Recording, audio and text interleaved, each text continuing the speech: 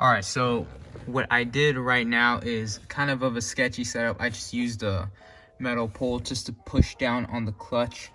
And I mean, I'm gonna get new seats later on, so I don't really care if these get torn up or whatever, but I mean, it does have a rubber cover or something like that.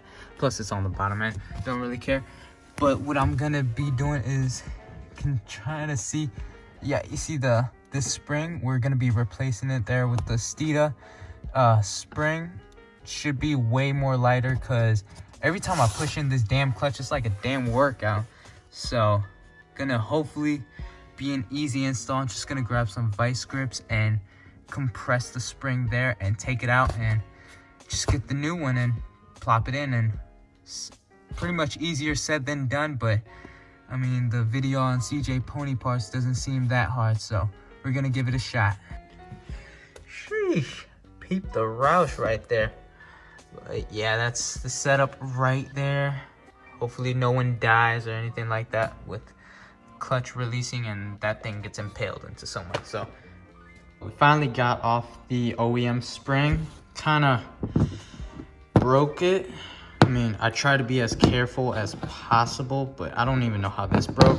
The main hinge didn't break, so that's good. So it should still work, but it's just this little like stabilizer, I think, in the middle that kind of broke off. I don't even know how that broke off, but it just fell off. But here we got the new Steeda one, and as you can see right here, I mean, I'm not really as trying to compress it as hard, but like it's definitely a lot lighter compared to the OEM one. This feels like, obviously you can see it's way thicker, and like trying to squeeze it, I can barely squeeze it. Where with like the Steeda one, you can obviously see how it's way more lighter. So kind of side by side comparison, this one you can see is a lot more smaller, but like more compressed. So you can see why it's a lot more stiffer. I forgot like how strong it is, but I remember like seeing on the website, this is like half of this. So it's not like, the clutch is not gonna be like super light to where, you know, it's just gonna ruin your whole clutch feel. But it's just gonna, you know, save you on like long trips, or, you know, after hitting leg day at the gym or something like that, you know, you're not gonna have that shaky left leg or anything like that. So hopefully that braking doesn't mess up any of this. We'll see. If not, then I'll just have to buy a new housing, I guess. Not sure what it's called, but I'll just have to buy it. It's probably not that expensive. This was only like 26 bucks. So let's go install this. Just go pops on like that, and just gonna slide it onto the top, and see there's that little pin there. So let's go and put it back in the car. All right, you guys, so I already got it installed. It was honestly way easier than taking it off, probably because, you know, it's like half the spring rate of the OEM one. So I was just able to like compress this with two hands and just get it over that clip. I saw in a couple videos that, you know, you got to be careful with that little like clip there. You can see there, that's that piece that like broke off, that kind of like goes into that housing. I don't know how it broke. I was just compressing the spring and prying it out, and I don't know how the inside of it broke. I was expecting the actual clip to break, but I was hoping it didn't break because I know the whole clutch and brake assembly is like 500 bucks or 300 bucks from the factory. But hopefully that little perch or, you know, guider doesn't really affect anything. I mean, it looks pretty sturdy, but let's, you know, get rid of this sketchy setup right here. So I'm just gonna go slowly. Honestly, kind of scared. I'm gonna hold this and I'll get back to you guys in a bit. All right, so turns out that like perch thing, or like that guider on the actual clutch housing, is necessary, because I mean, it's way lighter, don't get me wrong, the clutch now, but listen to this once you engage the clutch. Yep, that kind of sucks. So I mean, let me see if I can try to get a video recording of that. So you kind of should like, you know, don't know, it's just, I mean, you could see, you know, with that, like, it doesn't want to properly, like, go in.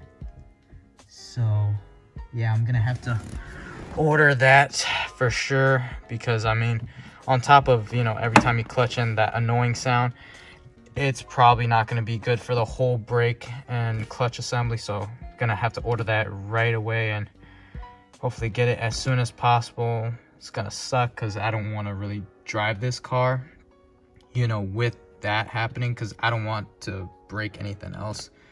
But I'll be back with you guys once we finally install the new one.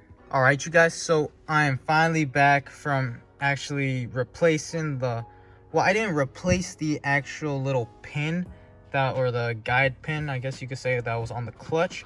What I just did was I just put some nice Gorilla Glue. Hopefully that Gorilla Glue holds up, because the actual replacement piece is like 80 bucks just for a little plastic piece, so it's kind of a rip-off.